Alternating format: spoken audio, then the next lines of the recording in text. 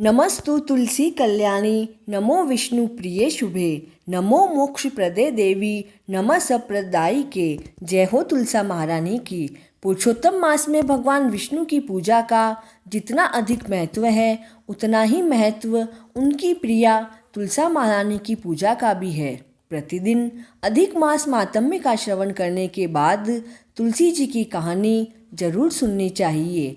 तो आइए श्रवण करते हैं तुलसी जी की कहानी का।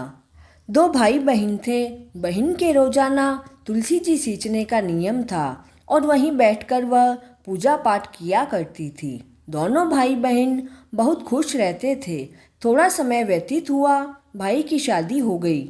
भाभी घर आ गई तो उसको ननद की पूजा पाठ करना बिल्कुल पसंद नहीं था। वह अपनी पति से बोला करती कि तुम्हारी बहन तो सारा दिन पूजा पाठ करती रहती है और मैं अकेले सारा कार्य करते करते थक जाती हूँ और यह बैठी बैठी खाती रहती है।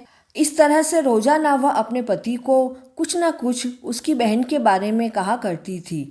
एक दिन अपने पति को उसने कहा कि या तो इसको घर से निकाल दो या फिर मैं घर से चली जाती हूँ। उसके पति ने उसे बहुत समझाया, लेकिन वह तो जिद पर अड़ी गई।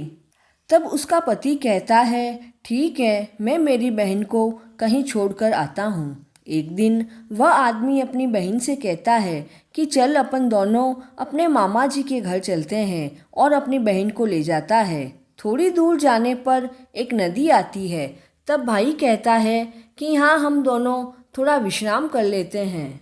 दोनों जने एक पेड़ के नीचे सो जाते हैं। अब बहन को तो नींद आ जाती है, लेकिन उसका भाई जागता रहता है और उसे वहीं जंगल में छोड़कर आ जाता है। इधर जब बहन की नींद खुलती है तो वह देखती है कि जंगल में नदी के किनारे वह तो बिल्कुल अकेली है। उसका भाई कहाँ गया? भाई को आवाज़ें लगाती है और ढूंढती भी है, लेकिन उसको उसका भाई कहीं नजर नहीं आया।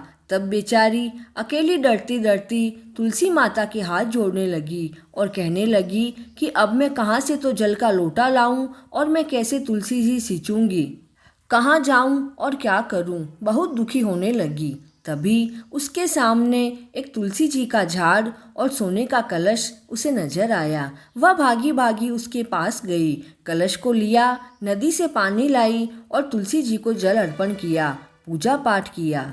तुलसी जी का एक पत्ता तोड़ा और जल के साथ ले लिया। ऐसे करते करते बहुत दिन व्यतीत हो गए। एक दिन एक राजकुमार शिकार खेलने आया। नदी के किनारे पेड़ की छाया में अपना घोड़ा बांध दिया, पानी पिया और वहीं विश्राम करने लगा। तब उसकी नज़र उस सुंदर कन्या पर पड़ी तो उसने पूछा, सुंदरी, तुम इस सुनसान जंगल में क्या कर रही हो? तब उसने सारी बात बताई। तब राजकुमार उसे अपनी रानी बनाकर महलों में ले गया। दोनों बहुत हंसी खुशी के साथ रहने लगे।